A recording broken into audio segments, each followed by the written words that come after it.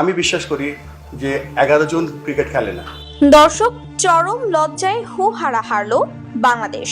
আর তাই বাংলাদেশের এমন হারে সংবাদ মাধ্যমে এসে লিটনদেরকে হুমকি দিয়ে যা বলল নতুন বিসিবি আইনুল ইসলাম বুলবুল। দর্শক, বিস্তারিত জানুন পুরো প্রতিবেদনে। সিরিজের দ্বিতীয় টি-20তে বাংলাদেশের বিপক্ষে আগে ব্যাট করতে নেমে 201 রানের পুঁজি দাঁড় করায় পাকিস্তান। সিরিজে টিকে থাকতে হলে এই ম্যাচে জিততেই হতো বাংলাদেশকে। তবে বাংলাদেশ পাকিস্তানের 202 রানের জবাবে শুরুটা হয় চমৎকার, কিন্তু এরপরেই আকাশ ভেঙে পড়ে টাইগারদের ওপর।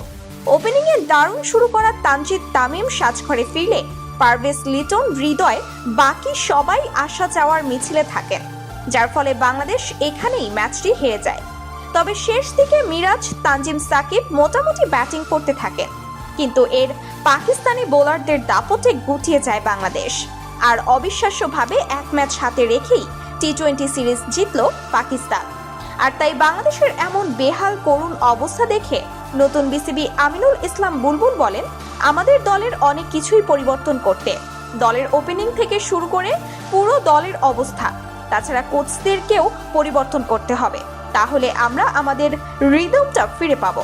আর তা না হলে এইভাবে চললে বাংলাদেশ নাই হয়ে যাবে, দেখা যাবে। তো দর্শক, আপনাদের কি মতামত নতুন বিসিবি আমিনুল ইসলাম বুলবুলের এমন মন্তব্য শুনে?